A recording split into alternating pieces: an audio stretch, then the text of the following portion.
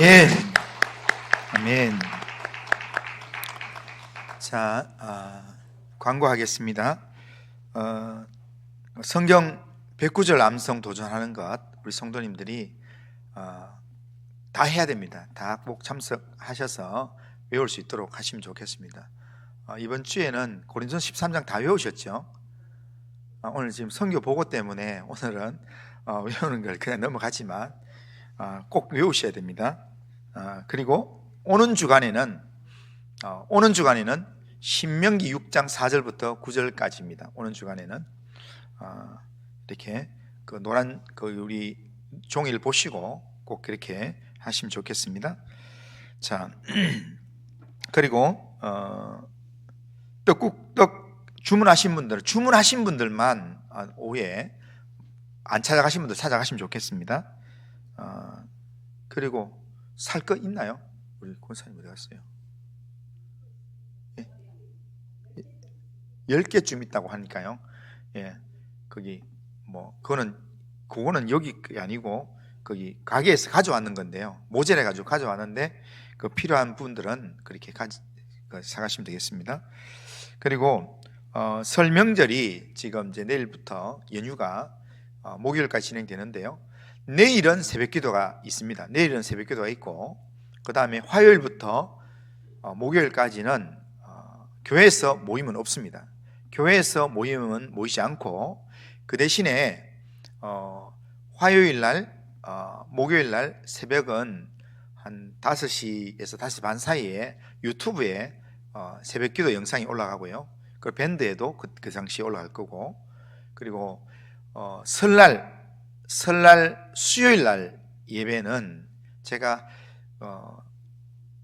수요일날 그 새벽 본문하고 수요일 설날 본문하고 똑같은 걸 했습니다. 그렇기 때문에 새벽 기도는 없습니다. 새벽 기도 본문으로 설날 설교를 했기 때문에, 그래서 거기 설날 예배문을 뒤에 있는 거 가져가셔서 사용하시면 좋겠고요. 그리고 혼자 있다든지 지금 여러 가지 상황으로 같이 예배드리기가 어려운 분들을 위해서 영상으로 예배를 준비했습니다. 영상으로 예배를 준비했으니까, 그러니까 그것은 29일 날 오전 6시에 유튜브에 올라가고요. 밴드에는 7시에 올라갈 겁니다. 그러니까 혼자 있는 분들은 그 영상을 보시면서 예배에 또 같이 참여하면 좋겠습니다. 그렇게 해서 설 명절 기간 동안에 믿음 잃지 않고 오히려 명절 기간 동안에 믿음을 드러내는 그런 삶을 꼭 살아가시면 좋겠습니다. 화요일부터 목요일까지 새벽기도 수요예배가 교회에서 모이지 않는다는 거 기억하시면 좋겠습니다. 자, 나머지 광고는 주보를 참조하시고요. 자, 오늘 정민규 선교사님 나오셔서 설교하시겠는데, 오늘 본문이 마태복음 24장 36절에 39절입니다. 자, 한번 찾아보겠습니다. 마태복음 24장 36절에 39절. 신약성경 42면에 있습니다. 자, 마태복음 24장 36절에 39절. 자, 제가 한번 봉독해 드리겠습니다. 그러나 그 날과 그때는 아무도 모르나니 하늘의 천사들도 아들도 모르고 오직 아버지만 아시느니라.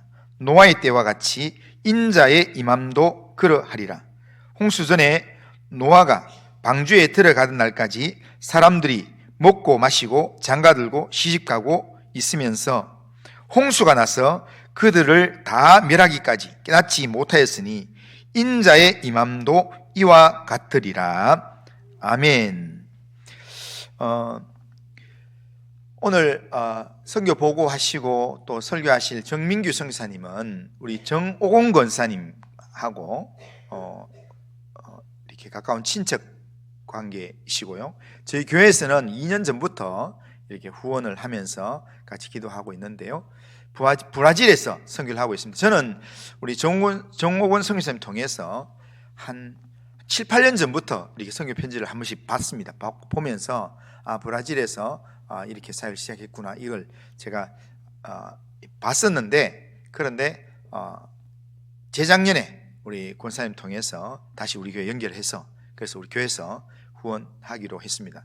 지금 1월 14일 날 브라질에서 이렇게 이 한국까지 오려면은 한 오래 걸릴 겁니다. 브라질 바로 오는 게 없죠. 예, 그러니까 다른 제3국 들려가지고 다시 이렇게 우리나라 오니까 굉장히 많은 시간 걸려서 한국에 들어와서 이따가 또 2월 말일쯤에 다시 또 사역지로 나간다고 하는데요. 앞으로 한국에서 재충전하고 또 선교지에서 사역 잘하도록 그렇게 기도해 주시고, 오늘 나오셔서 순종과 믿음의 긴장감이라는 제목으로 말씀 전하실 텐데, 저희 교회 처음 이렇게 오셨는데 한번 환영하는 의미로 그렇게 한번 박수로 환영하겠습니다.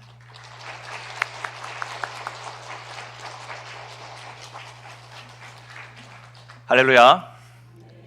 이렇게 환영해 주셔서 감사합니다. 안녕하세요. 저는 지금 브라질에 사역하고 있는 정민규 선교사라고 합니다. 우선은 우리 단감제일교회에서 뜻하지도 않았는데 생각하지도 않았는데 2년 전부터 저희 가정과 후원해 주시면서 또 기도로 동역해 주신 거에 대해서 우리 교회에 너무 감사를 드립니다. 여러분, 하나 여쭤보고 시작하겠습니다. 제가 선교사 몇 년이나 한 것 같으세요? 제가 원래 이 질문을 하려고 그랬는데 목사님께서 아까 7, 8년 전이라고 했으니까 7, 8년 전은 그 이전인 거예요. 제가 선교사 몇 년이나 했을 것 같으세요? 20년이요? 제가 올해가 21년 차입니다. 예. 꽤 오래 했죠. 예. 선교사들은요, 이 연차가 굉장히 중요합니다. 왜냐하면 이 연차에 의해서 권한이 달라져요. 여행을 할 수 있는 권한, 뭐 이런 게 달라집니다. 그리고 회사가 아니죠. 회의를 할 때에도 발언을 할 수 있는 권한이 달라지고요. 그걸 결정할 수 있는 권한이 달라져요. 그래서 이 연차가 굉장히 중요합니다. 저 같은 경우에는 벌써 선임 선교사예요. 예, 오래됐죠. 한 분야에서요, 여러분 한 10년 정도 하잖아요. 그럼 우리가 그 사람을 전문가다 이렇게 이야기를 해요. 왜냐하면 우리가 학사를 들어가서 박사까지 받는, 박사는 전문가잖아요. 근데 박사까지 받는데 한 10년 정도 걸립니다. 그래서 한 분야에서 한 10년을 한다고 하면 그 사람은 전문가다, 우리가 그렇게 인정을 해요. 뭐 인정 안 할 수도 있겠지만 저는 그렇게 인정을 합니다. 그럼 제가 이제 21년 차잖아요. 그러니까는 제가 어떤 생각이 들까요? 제 머릿속에 내가 뭔가, 물론 이제 제가 안 하려고 하는데 마음속에서 내가 선교의 전문가가 아닌가, 이런 생각 계속 올라오는 거예요. 예. 좀 겸손해져야 될 텐데요. 여러분, 제가 하나 여쭤보겠습니다.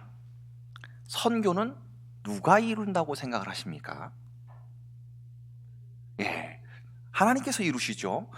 선교는 교회, 선교단체, 선교사가 이루는 것이 아닙니다. 하나님께서 그들을 사용해서 근본적으로는 하나님께서 선교를 완성해 가십니다. 아멘 안 하면 저 깜짝 놀랄 뻔했는데 제가 전라도 교회 가면요, 전라도 지역은 아멘을 잘 안 해요.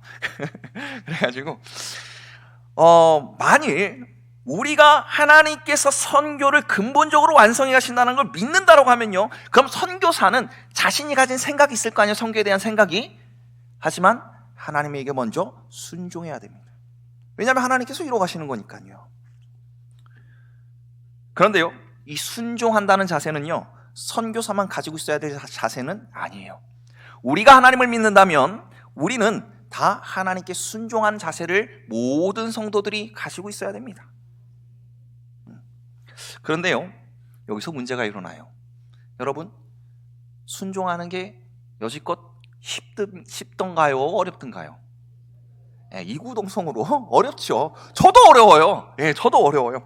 저 매일같이 순종하려고 노력하지만 또 내일 가면 생각이 달라지고요, 마음이 달라집니다. 그게 우리네 같아요. 그런데 우리가 순종해서 살아야 되는 건 알고 있지만 이 순종하기 어려울 때가 왕왕 생겨난단 말이에요. 여러분들은 오랜 시간 동안 아마 신앙생활을 해오셨을 거예요. 한번 생각해 보세요. 나는 얼만큼 순종하는 삶을 지금까지 살아왔는가? 제가 3년 전에, 그러니까 제가 그때 18년 차였죠. 한참 스스로 선교사의 선교의 전문가라고 생각할 때요, 하나님 앞에 순종하기 어려운 일이 생겨났어요. 지난번 안식년이 끝나고 나서 다시 브라질로 돌아갔는데요. 그때가 2021년 12월이었었어요. 코로나가 거의 끝마무리 때쯤 될 때 제가 다시 브라질로 돌아갔었습니다. 그런데 저는 그때까지 선교에 대해서 이렇게 배웠어요. 선교는 외국인에게 하는 거야. 우리나라 사람 아니고 우리나라 사람들한테 하면 전도고 외국인에게 해야 그게 선교야, 이렇게 배웠고 저도 그런 생각을 가지고 있었어요. 그래서 저는 다시 돌아가기 18년 전까지만 해도 브라질 사람들에게만 선교를 했었습니다. 복음을 전했죠. 그런데 이번에 돌아가서는 좀 어려운 일, 제 생각이랑 다른 하나님의 계획이 있었던 거예요. 그래서 순종하기가 좀 어려운 일이 있었습니다. 제가 사실 이제 다시 브라질로 안식년을 하고 돌아갔는데 집에 브라질에 집도 없어요. 그러다 보면 자녀들이랑 다 가서 길거리에서 머물 수는 없잖아요. 저희 딸이 내년이면 대학을 갑니다. 예. 저희 딸이 저희 딸 아들 이렇게 있어요. 막둥이가 지금 중학교 2학년인데요. 저희 아내랑 저희는 5명의 가족이 있어요. 근데 같이 다 가면 집이 없잖아요. 그럼 혼자 다 그냥 길거리에 있게 되는 거잖아요. 그래서 제가 먼저 2달 먼저 갔습니다. 집을 구하러요. 그리고 상파울에 가면은요, 제가 지금 상파울에 머물고 있는데 상파울에 가면은 한인 교회들이 있어요. 그 한인 교회에서 사용하지 않는 교실을 빌려가지고 제가 거기서 머물면서 집을 구하러 갔었어요. 제가 제 자식들이랑 다 그 교실 바닥에서 재울 수는 없잖아요. 그래도 아빠인데. 그래서 제가 먼저 집을 구하러 갔었습니다. 그런데 저는 사실 상파울에 살 생각이 전혀 없었어요. 저는 정말로 좀 외곽에 있는 도시에 가서 선교를 하고 싶었던 거예요. 그래서 다른 도시로 계속해서 집을 찾아갔습니다. 차도 없는데요, 얼마나 힘든지 몰라요. 가는 데만 해도 얼마나 많이 걸리는지 몰라요. 가가지고 집을 구해서 그럼 계약하기로 하자, 다 이야기를 해놓으면 이상한 일이 벌어지는 거예요. 마지막에 계약할 때쯤 돼서 집 주인이 마음을 바꿨다는 거예요. 집 계약 안 하겠다는 거예요. 그래서 또 다른 실망하고 다른 데를 구하고 다른 데를 구하는데 한 10번 정도 그런 일이 벌어지더라는 거예요. 그러다가 이제 시간이 다 지나서 10일 후면 저희 아이들이랑 아내가 오기로 한 거예요. 근데 집은 못 구한 상황인 거죠. 우리가 보통 이럴 때 똥줄 탄다 이렇게 얘기하는데요, 제가 그렇게 지금 마음이 굉장히 힘든 상황에 있었습니다. 그러다가 길을 가다가 그 상파울로에 어떤 그 집 구하는 그걸 뭐라고 하죠? 공인중개사무소, 그게 보여가지고 들어가서 제가 물어봤어요. 혹시 여기 집이 하나 있냐니까 저희가 살만한 집이 있다라는 거예요. 그런데 사실 제가 그때 이 문서라고 하죠. 그게 다 준비가 안 돼 있는 상황이었었어요. 영주권이 없는 상황이었거든요. 캔슬이 돼가지고요. 그런데 나 이런 게 없는데 괜찮냐 하니까 괜찮다는 거예요. 제가 50일은 넘도록 집을 못 구했는데 하루 만에 집 계약까지 했습니다. 그럼 여기 하나님의 뜻이 있는 거 아니에요? 그래서 왜 하나님께서 날 여기에 살게 하실까? 사실 순종하기 좀 어려웠습니다. 그런데 그때 또 제가 순종하기 어려운 일이 계속 벌어지는 겁니다.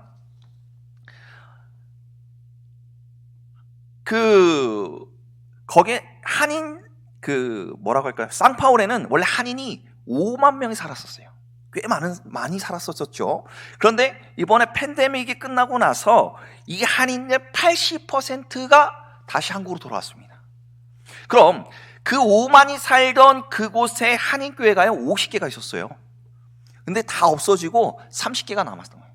근데 제가 브라질에 도착했을 때 가보니까 교회가 30개 중에 7군데가 목회자가 없어서 예배를 못 드리고 있는 상황인 거예요. 저희 선배들이 자꾸 저보고 그 교회 가서 좀 예배 좀 드려주면 안 되겠냐 이러는 거예요. 교회 목회자가 없으니까요. 좀 어려웠습니다. 근데 하나님께서도 제 마음 가운데 계속해서 그 마음으로 푸시를 하시는 거예요. 여러분, 참 순종하기 어려운 부분인데요. 그런데 제가 하나님께 순종해서 선교하기로 나갔잖아요. 그러면은 내 생각이랑은 조금 달라도 하나님을 믿고 내가 순종할 필요가 있다라는 거예요. 제가 이렇게 말씀드려서 쉬울 것 같지만 굉장히 어려운 일입니다. 왜냐하면 여러분 생각하시기에 선교는 누구한테 하는 겁니까? 제가 아까 생각했던 것처럼 부를 사람한테 해야 되는 거 아니에요. 그럼 근데 이 선교사가 한인교회를 갔단 말이에요. 그럼 생각하기에 언뜻 드는 생각에 한인교회를 가면 한인교회에서 뭐 집 사택도 주고 차도 주고 아이들 학비도 주고 뭐 그럴 거라고 생각하잖아요. 그렇지 않습니다. 저희는 차이도 저희가 내고요. 그리고 집세도 저희가 내고요. 아이들 학비도 저희가 냅니다. 그런데 한국 교회는 그걸 몰라요. 그러다 보니까 어떻습니까? 후원을 끊습니다. 선교사는 후원을 받고 살아가잖아요. 후원이 없어지는 거예요. 정말로 1년 만에 저희 아이들이요, 저희가 살고 있는 동네에서 제일 싼 데로 학교를 옮길 수밖에 없었어요. 근데 제가 그때 선교사가 18년 차입니다. 그러면은 앞으로 나에게 벌어질 일이 무엇인지 정확하게 알고 있었어요. 그런 일들이 벌어질 거야. 그래서 제가 순종하기가 어렵습니다. 여러분, 목회가 힘들 것 같으세요? 선교가 힘들 것 같으세요? 선뜻 말을 못 하시네요. 근데요, 제가 볼 때는 선교사도 어렵지만 목회가 훨씬 어렵습니다. 그래서 사실 이런 사정들을 다 알고 있는 상황에서 어떻게 간단 말이에요. 군대 2번 갔다 오면 가기 힘든 이유가 뭡니까? 군대에 가면 무슨 일이 생길지 알기 때문에 힘든 거 아니에요? 그래서 사실 저는 이 하나님의 뜻인 줄 알았지만 순종하기가 굉장히 어려웠어요. 그럼 제가 순종했잖아요. 그럼 하나님께서 저에게 좀 좋은 교회를 주시면 되잖아요. 그렇잖아요. 좀 교인들도 많고 튼튼한 그런 교회를 주면 얼마나 감사합니까? 근데 여러분, 우리 하나님 잘 아시잖아요. 하나님 그때 보통 어떻게 하시던가요? 여러분들은 경험에 의하면 더 어려운 거 주세요. 산 넘어 산을 주세요. 항상요. 정말로 저희 한인교회니까 한인촌에서 한인타운에 있으면 좋잖아요. 거기에서 차로 한 30분 떨어져 있는 곳에 있어요. 옛날에는 거기 한인이 살았었어요. 그런데 그 한인들이 다 이동을 해가지고 지금은 다른 곳에 살아요. 거기는 한인이 없어요. 그런데 한인교회예요. 근데 이제 제가 그곳을 가게 된 것입니다. 거기는요, 한인은 한인이지만 한국말을 잘 못하세요. 제가 설교를 한국어로 했거든요. 근데 자꾸 꾸벅꾸벅 주시는 거예요. 사람들이요, 이렇게 자꾸 보는 거예요. 나중에 알고 봤더니 제가 하는 단어를 몰라서 핸드폰으로 찾는 거예요. 그 단어가 뭐였지 하고. 한국말을 참 어려워하시는 분들이 많습니다. 오히려 이제 한국말을 전혀 못하는 사람들도 있어요. 한인이지만요. 그렇게 해서 저희는 이제 한인교회에서 사역을 시작하게 되었습니다. 제가 한인교회를 갔는데요, 한인이 몇 명 없었어요. 그런데 교회 건물은 있었어요. 그래서 사람들이 없고 한인도 없으니까 저희는 그 예배를 현지인들에게 개방을 하기 시작했습니다. 왜냐하면 다른 한인교회 목사님들은 브라질어 포르투갈어를 쓰거든요. 포르투갈어를 잘 못하세요. 근데 저는 계속 현지인들만 사역을 했기 때문에 포르투갈어를 꽤 합니다. 그래서 현지인들에게 예배를 개방했고, 지금은 이제 현지인들이 한인보다 더 많습니다. 지금 현지인들과 한인들이 같이 예배를 드리고 있습니다. 저는 궁금했어요. 하나님께서 나를 선교사로 부르셨는데 한인 사역을 하게 할 거면 그냥 한국에서 목회하게 하면 되잖아요. 그럼 왜 여기까지 비행기를 30 몇 시간을 타고 왔는데 왜 여기까지 와가지고 날 이 사역을 시키실까? 이 하나님의 뜻에 순종하면 내가 어떤 일이 일어날지 뻔히 알고 있는데, 제가 저희 사역에 대한 영상을 하나 준비해 왔습니다. 이 영상은 지난 25일 날, 우리 12월 25일 날 성탄 예배를 드리는 영상이에요. 그러니까 바로 지난달 영상이죠. 제 사역하는 영상을 가져왔으니까 방송실에서는 영상을 한번 틀어와 주시기 바라겠습니다.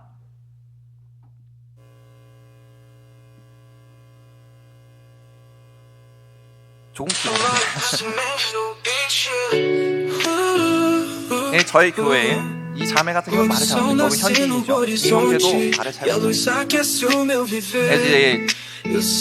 성탄 예배를 드리는 거죠. silêncio na tempestade, teu amor é minha verdade. Mesmo quando eu não entendo, tua graça está me envolvendo. Obrigado, Deus, por tudo que me dá. Então,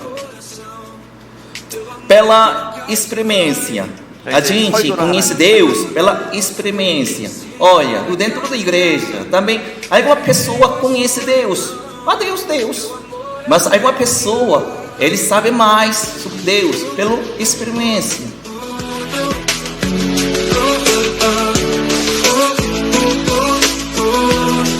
Das batalhas que enfrento aqui, sei que estás sempre ao meu 이제 lado. 할인들과 Quando o 현지인이 mundo 결혼하는 tenta me 사람들이 굉장히 ferir, 많았어요. 저희 tua 교회는. mão me mantém 알죠? 한국어 잘 firmado. 못하시죠, 그런 사람들은. Cada lágrima que eu derramo 딸입니다. é colhida com teu plano. E quando a dor 그리고 me 이제 quer 성탄 예배가 vencer, 끝나고 이제 성탄 é em ti 행사를 que eu vou 진행했던 거예요. renascer.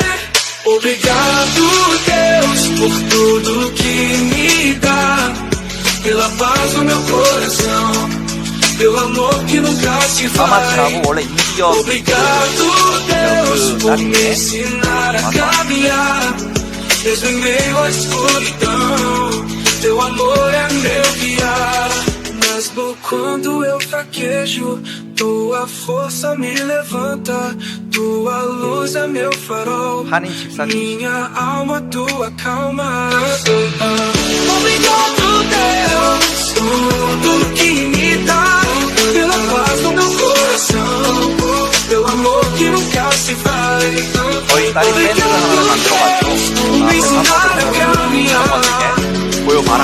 mesmo em meio à escuridão, 저희 딸 teu 친구들이죠. amor é meu guiar. Obrigado, 이제 Deus, 현지인들이 준비한 sempre vou te 이제 agradecer. Tua graça em meu ser, é por isso que eu vou viver. 피아노 전공 Obrigado, Deus, por tudo que me dá, pela paz no meu coração, pelo amor que nunca se vai. Obrigado, Deus, por me ensinar a caminhar, mesmo em meio à escuridão, teu amor é meu guiar.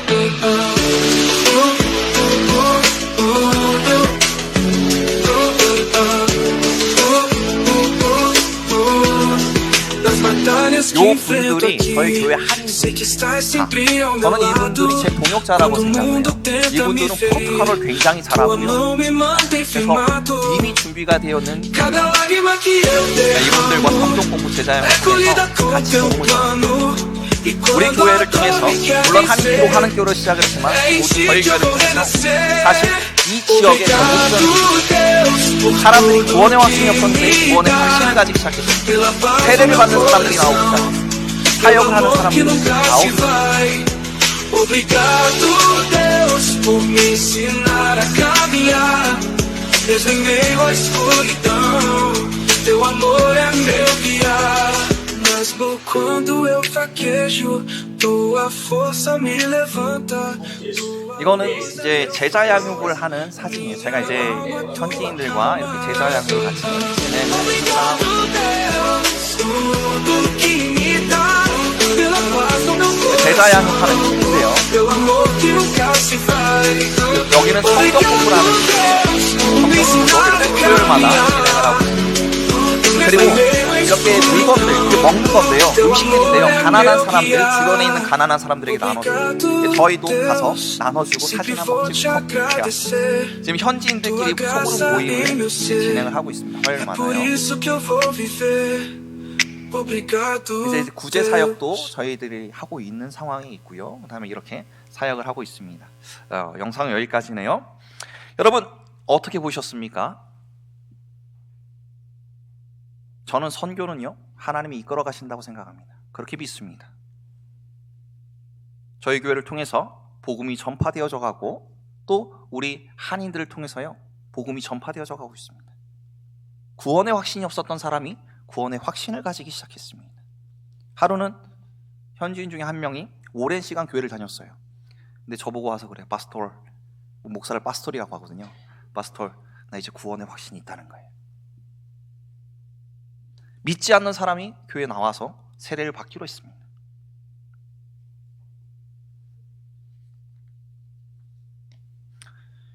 세상의 역사는요, 하나님께서 주관하심을 저는 분명하게 믿습니다. 선교도 하나님께서 완성하실 것을 분명하게 믿습니다. 그렇다면 하나님께서 세상을 이끌어 나가고 선교를 이끌어 나간다는 것을 분명히 믿는다면 우리들은 순종해야 돼요. 그것이 맞기 때문에 그렇습니다. 제가 여러분에게 한번 여쭤보고 싶습니다. 여러분은 지금까지 얼마나 하나님의 말씀에, 하나님의 뜻에 순종하시면서 살아오셨습니까? TV 드라마를 보면요, 부모가 돈이 많을 때는요, 부모에게 효도를 하고 싶은 마음은 쥐꼬리만큼도 없는데 그 돈 때문에 부모에게 효도를 하는 그 자녀들의 모습이 나옵니다. 그런 거 보신 적 있으시죠? 드라마에서요. 그런데요, 그게 다 거짓말은 아닌 것 같아요. 왜냐하면 거기 보면 많은 어르신들이 그런 얘기를 합니다. 나이가 들어도 돈이 있어야 돼. 그래야 대우를 받는다라는 이야기를 현실에서 하고 있어요. 아니, 평생을 자녀를 위해서 헌신하고 살았는데, 수고를 아끼지 않고 살았는데 이 자녀들이 얼마나 못된 겁니까? 그렇잖아요. 얼마나 슬픈 현실이란 말이에요. 그런데요, 제가 성도들을 보면요, 이런 자녀들이랑 비슷한 것 같아요. 하나님 앞에 하나님께서 우리를 구원하시기 위해서 독생자를 내어주셨는데요, 하나님께서 독생자를 어떻게 내어주신지 알고 계십니까? 아담과 하와가 첫 번째 죄를 지었을 때요, 자신의 생명보다 귀한 그 독생자 한번 고민해 볼 만 하잖아요. 내가 내 자녀, 내 독생자를 줄지 말지 고민해 볼 만 하잖아요. 그런데요, 아담과 하와가 죄를 지었을 때 하나님은 고민하지 않았습니다. 즉시로 독생자를 우리를 위해서 내어주시겠다고 약속을 하셨어요.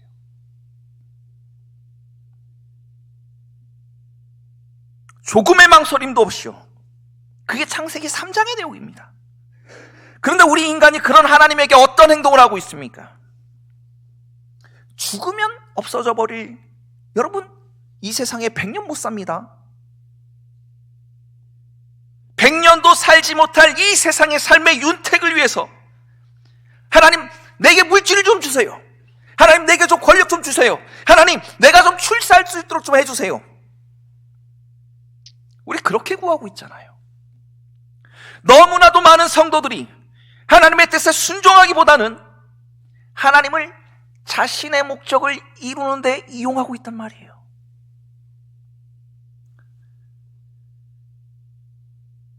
우리의 삶의 윤택을 위해서 말이죠. 여러분, 우리 그거 보고 있잖아요.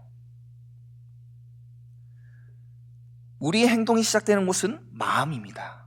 마음이 있기 때문에 그런 행동이 나오는 거예요. 그렇다면 성도들이 하나님 앞에 그런 극악무도한 죄악을 범하는 이유는 우리들의 마음이 하나님께 있지 않고 우리들의 마음이 이 100년도 살지 못하는 이 땅의 삶에만 관심이 있다라는 거예요. 제가 여기 계시는 성도 여러분께, 혹은 여기 계시지 않는 다른 모든 성도분들께, 여러분은 믿음 있으십니까? 하면 아멘 하실 거예요. 또 여러분은 하나님의 말씀 믿습니까? 하면 거의 대부분의 성도들은 아멘 하실 겁니다. 그런데 왜 입술의 고백과는 다르게 행동은 너무나도 그 입술의 고백과 다르게 나타나냔 말이에요. 하나님의 위대하심과 능력을 믿는데 왜 우리는 이렇게 능력 없는 삶을 살아가고 있느냐 말입니다. 행동만 보면, 밖에서 성도를 만나면 실상 누가 성도인지 누가 믿지 않는 사람인지 구분이 안 가는 경우들이 많단 말이에요.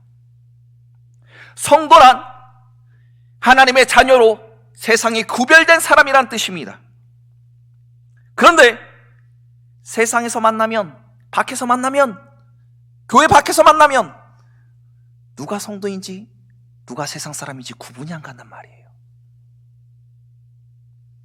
여러분이 생각하시기에 저의 이런 시각이 틀렸다고 보십니까? 하나님의 말씀을 믿는 사람은 분명히 천국과 지옥이 있다는 사실을 믿는 사람이라는 뜻입니다. 하나님의 말씀을 믿는 사람은 분명히 재림이 있고 심판이 있고 또 부활이 있을 거라는 사실을 분명하게 믿는 사람이란 말이에요.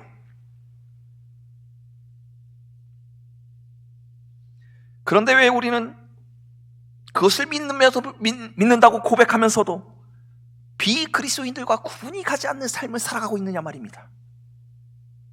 성경에서 분명 하나님께서는 성도가 믿음의 긴장감을 가지고 살아가기를 바라시는 것을 우리 확인할 수가 있습니다. 왜냐하면 우리가 믿음의 긴장감을 가지고 살아갈 때 나태한 믿음이 아니라요, 우리는 하나님 앞에 순종할 수 있기 때문에 그래요. 성도가 왜 믿음의 긴장감이 없어지는 줄 아십니까? 자신은 구원받았다는 거예요. 나는 하나님께서 이미 창세전에 구원하시기로 나는 작정하셨어. 나는 믿음으로만 구원받아. 그런데요, 분명하게 아시기 바랍니다. 성경은 로마서에서 분명하게 이야기하고 있습니다. 하나님이 미리 아신 자들을 또한 하나님께서 미리 선택한 사람들이라는 말이에요. 그런 사람들의 특징이 있는데요, 그들은 아들의 형상을 본받게 하기 위하여 미리 정하셨으니, 하나님께서 창세전에 선택한 사람들의 특징이 있습니다. 그런 사람들의 특징이 뭐냐고요? 괜찮습니다. 그 사람들의 특징이 그리스도를 닮는 삶을 살려고 노력하는 사람이라는 거예요. 나는 그냥 구원받았어, 아무렇게나 살아도 나는 그냥 천국이야, 그렇게 사는 사람들이 아니라는 것입니다. 우리 착각하면 안 됩니다. 그러니 성도는요, 이 세상에서 성도답게 살아가야 됩니다. 이 땅의 삶의 윤택을 위해서 하나님을 이용하는 그런 극악무도한 모습을 보이는 것이 아니라, 하나님 때문에 하나님의 뜻에 맞춰서 이 세상에서 구별되어져 가는 성도로 살아야 된다는 것이에요. 끝으로 여러분, 분명하게 아셔야 되는 게 있습니다. 절대 잃어버려서는 안 되는 사실이 하나 있습니다. 우리는요, 마지막 때를 분명히 살아가고 있습니다. 이 사실을 분명하게 기억하셔야 돼요. 여러분, 교회만 세상의 종말을 이야기하고 있습니까? 목회자만 세상의 종말을 이야기하고 있습니까? 세상에 나가서 저 길거리에 있는 사람들 한번 붙잡고 아무나 물어보세요. 다 지금이 종말의 때라고 얘기합니다. 과학자들도 그래요. 지금이 종말의 때라고 이야기합니다. 예수님의 재림이 얼마 남지 않았습니다. 우리 긴장감을 가져야 돼요. 신앙의 긴장감을 가져야 돼요. 말세에 여러 특징이 있습니다. 그 중에 하나가, 말세에는 사람이 말세인지 아닌지 전혀 인지를 하지 못하고 살아간다라는 거예요. 오늘 본문 말씀이 바로 그 말씀입니다. 여러분, 오늘 본문을 한번 보도록 하겠습니다. 36절입니다. 그러나 그 날과 그때는 아무도 모르나니 하늘의 천사들도 아들도 모르고 오직 아버지만 아시느니라. 우리가 모르니까 긴장감을 가지게 돼 있단 말이에요. 그런데요, 특징이요, 마지막 때의 특징이요, 노아의 때와 같이 인자의 임함도 그러하리라. 홍수 전에 노아가 방주에 들어가던 날까지 세상 사람들 먹고 마시고 장가가고 시집가고 긴장감이 없습니다. 심판이 눈앞에 왔는데 긴장감이 없는 거예요. 심판의 칼날이 내 목에 들이왔는데, 하늘이 열리고 비가 쏟아지는데 긴장감이 없는 거예요. 우리들의 삶이 이렇지 않습니까? 홍수가 나서 그들을 다 멸할 때까지 깨닫지 못하였으니 인자의 임함도 이와 같으리라. 우리가 재림을 느끼지 못하고 살아갈 때는요, 그때가 바로 재림의 때입니다.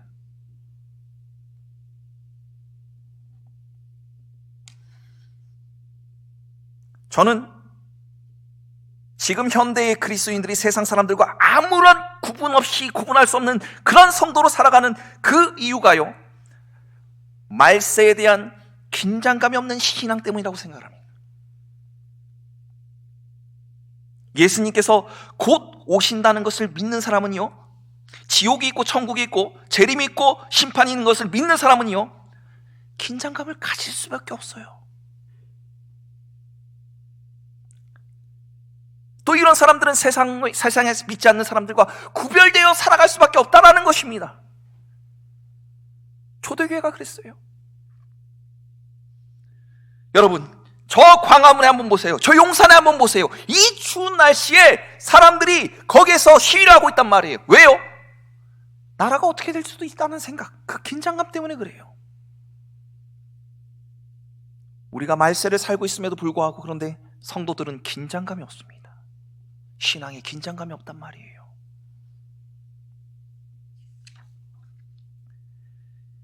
긴장감을 가진, 신앙에 긴장감을 가진 성도는요, 100년도 살지 못하는 이 세상에 그 사람들이 윤택을 위해서 살아가지 않는단 말입니다.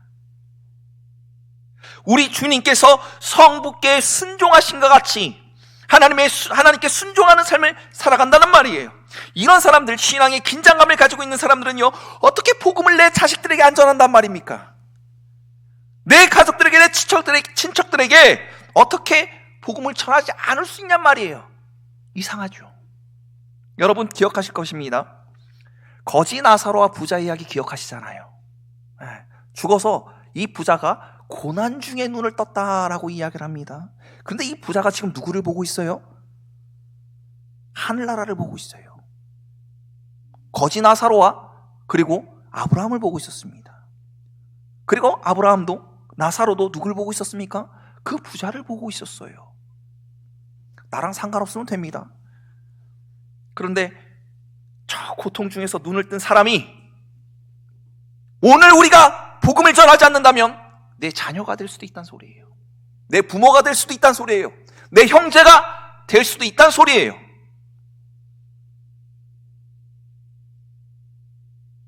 힘들지 않을까요? 어떻게 복음을 안 전할 수가 있단 말입니까?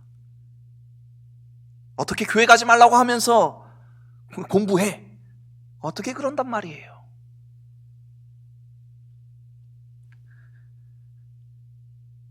여러분, 우리가 믿는 하나님은요, 살아계신 하나님이십니다.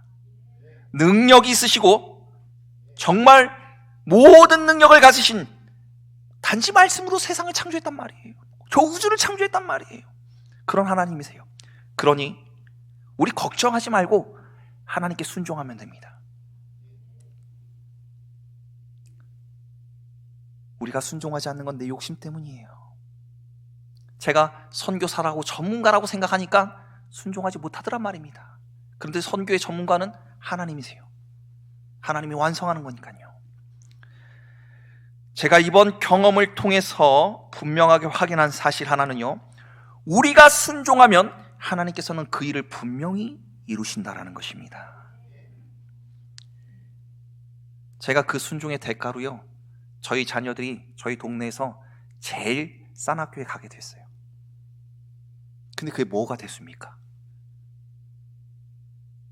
제가 좋은 학교 보내면 뭐 하겠어요? 제가 정말 내 자녀를 완벽하게 키워낼 수 있습니까? 세상에 자녀를 제일 완벽하게 키울 수 있는 건 자녀를 제 목숨보다도 사랑하는 부모밖에 없을 겁니다. 그런데요, 그 자녀를 더 완벽하게 키우신 분은 오직 하나님뿐입니다. 한번 생각을 해보세요. 하나님께서 키우시는 것과 내가 키우는 것, 비교할 수 없는 것입니다. 우리들은요, 이 가슴에 성도라는 명찰을 달고 살아가는 사람들입니다. 그럼 이 가슴에 달린 그 성도라는 이름에요, 그 이름값을 하고 살아야 돼요. 책임을 다하고 살아야 합니다. 우리는 지금까지 이 성도라는 그 이름에, 이거 우리 거저받은 거 아니에요. 성부께서 독생자를 내어주셨기 때문에 받을 수가 있었던 겁니다. 우리 주님께서 우리를 위해서 그 손과 발에 그 피조물들에게 맞으시고 상처당하셔서 우리가 받은 이름이란 말이에요. 우리가 거저받았다고 해서 값어치가 없는 것이 아닙니다.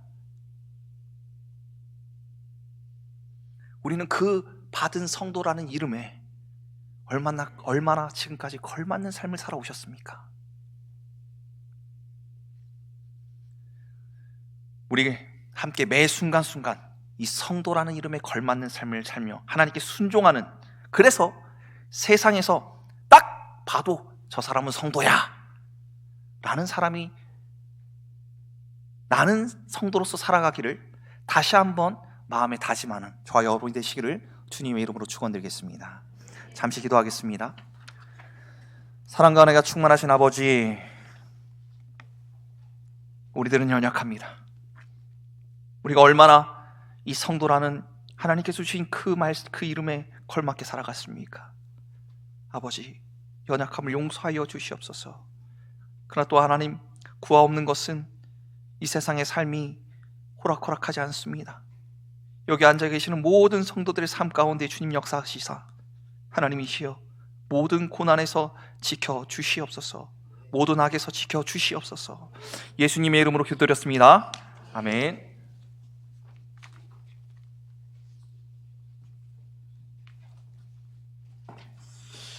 예, 감사합니다.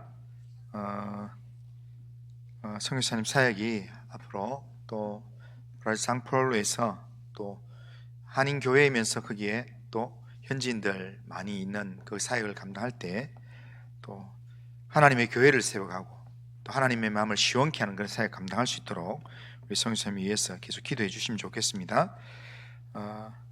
자, 우리 찬송가 505장 찬송해 보겠습니다. 505장.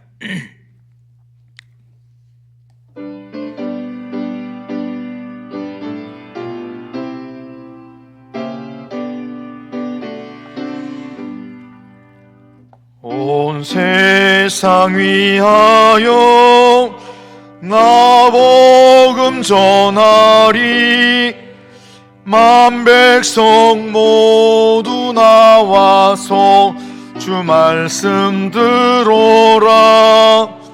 죄 중에 빠져서 헤매는 자들아, 주님의 음성 듣고서 너 구원 받아라. 전하고 기도해 매일 증인 되리라. 세상 모든 사람 다 듣고 그 사랑 알도록 온 세상 위하여 이 복음 전하리. 저 죄인 회개하고서 주 예수 믿어라. 이 세상 구하려 주 돌아가신 것 나 증거하지 않으면 그 사랑 모르리. 전하고 기도해 매일 증인 되리라. 세상 모든 사람 다 듣고 그 사랑 알도록 온 세상 위하여 주의 임하니. 주 예수 이름이 비버 이 복음 전하자. 먼 곳에 나가서 전하지 못해도 나 어느 곳에 있든지 늘 기도 힘쓰리. 전하고 기도해 매일 증인 되리라. 세상 모든 사람 다 듣고 그 사랑 알도록. 이 시간 우리 예배를 마치면서 이제 오늘 지나면 내일부터 이제 설 명절 연휴가 시작되는데요.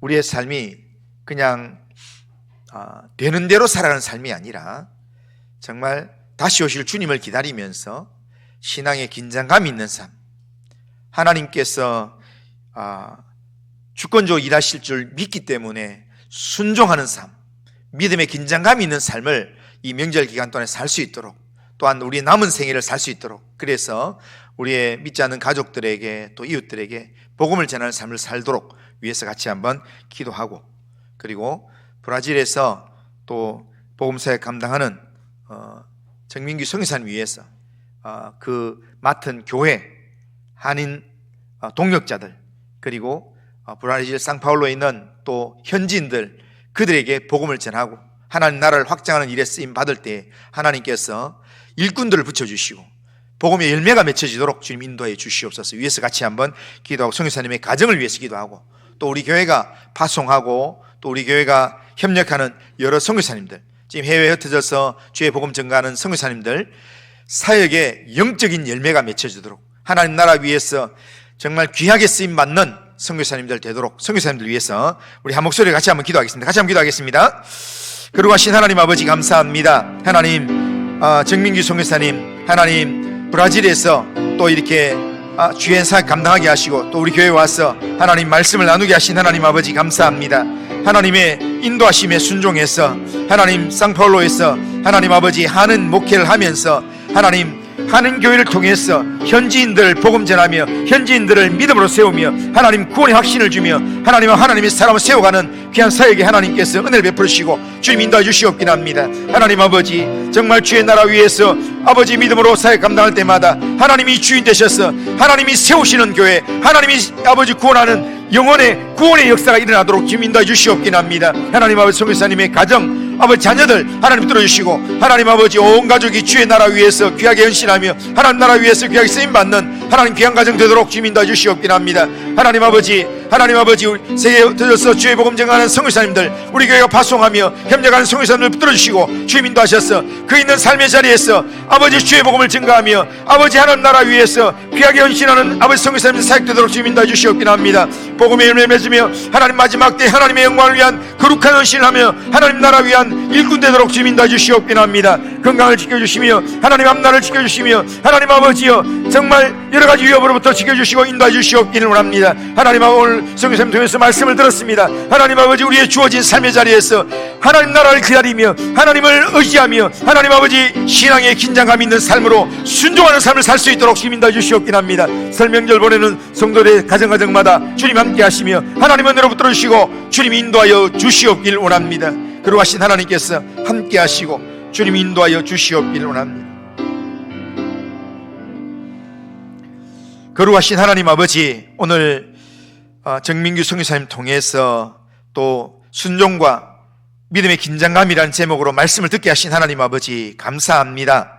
하나님, 우리의 주어진 삶의 자리에서 다시 오실 주님이 언제 오실지 얼마 남지 않은 이 기간에 영적인 긴장감을 가지고 하나님 보냄을 받은 삶의 자리에서 주인 되시는 하나님의 말씀에 순종해서 복음을 전하며 예수 이름을 증거하는 믿음의 삶을 살 수 있도록 인도하여 주시옵길 원합니다. 내일부터 설 명절이 시작됩니다. 하나님 아버지 정말 명절에 많은 가족들을 만날 때 하나님 복음의 일꾼 되게 하시며 예수의 사람 될 수 있도록 인도하여 주시옵길 원합니다. 예수 안에서 하나님 믿음의 가정, 행복한 가정을 회복할 수 있도록 주님 인도해 주시고 은혜를 베풀어 주옵소서. 우리의 남은 생애가 하나님 영광을 위한 거룩한 도구의 삶이 되도록 주님 인도하여 주시옵길 원합니다. 하나님 정민주 성사님 붙들어 주시고 주님 인도하셔서 하나님 말씀에 순종해서 하나님 아버지여 정말 하나님의 인도하심 따라서 순종함으로 하나님 상파울로에서 한인 교회를 감당할 때 하나님 그 교회를 통해서 하나님 붙여주신 한인들을 통해서 하나님 나라에 귀하게 쓰임받도록 주님 인도하여 주시옵길 원합니다. 하나님 아버지여 많은 하나님 아버지 한인 동역자들과 그들과 더불어서 현지인들에게 복음을 전하며 믿음의 확신을 주며 하나님 나라의 일꾼으로 세워갈 수 있도록 주님 인도하여 주시옵기합니다. 하나님 현지인, 하나님 아버지, 하나님 교회를 통해서 하나님 나라가 확장되게 하시며 하나님의 마음을 시원케 하는 귀한 사역 감당하도록 주님 인도하여 주시옵기를 원합니다. 성교사님의 아버지 가족들, 하나님 온 가족들을 붙들어 주시고 인도하셔서 주의 사역 감당할 때마다 부족함이 없는 은혜로 하나님 가족을 지켜주시며 건강으로 지켜주시며 형통함으로 붙들어 주시고 인도하여 주시옵기를 원합니다. 주의 일 감당할 때마다 하나님이 주시는 은혜로 하나님 영적 무장이 되도록 주님 인도하여 주시옵기를 원합니다. 세계 곳곳에 흩어져서 주의 복음 전하는 우리 교회에서 파송하고 협력하는 선교사님들 있는 곳곳마다 하나님 나라를 위해서 헌신할 때 하나님의 영광이 드러나도록 주님 인도하시며 선교사님들의 건강, 하나님 선교사님의 가정 하는 모든 사역에 주님이 간섭하시고 인도하여 주옵소서. 돌아가는 발걸음도 지켜주시고 인도하여 주옵소서. 예수님의 이름으로 기도드리옵나이다. 아멘. 우리 주 예수 그리스도의 은혜와 하나님 아버지의 사랑과 성령의 교통하심이 하나님을 의지하고 하나님의 말씀에 순종하고 날마다 주님 오시는 그날까지 믿음의 긴장 가지고 주의 나라 위에서 복음 전하는 삶을 살기를 원하는 이 자리에 있는 모든 주의 백성들 심령 위에와 이들의 기도하는 모든 제목들 가정 위에 또한 이 설 명절 기간 동안에 만나게 될 가족, 친지 모든 모임 위에 그리고 오늘 말씀을 전하신 브라질 정민규 선교사님 그 심령과 가족과 그 사역 가운데 또한 세계 곳곳에 들어서 주의 복음 전하는 선교사님들의 모든 사역 위에 이제로부터 영원토록 함께 있을지어다. 아멘.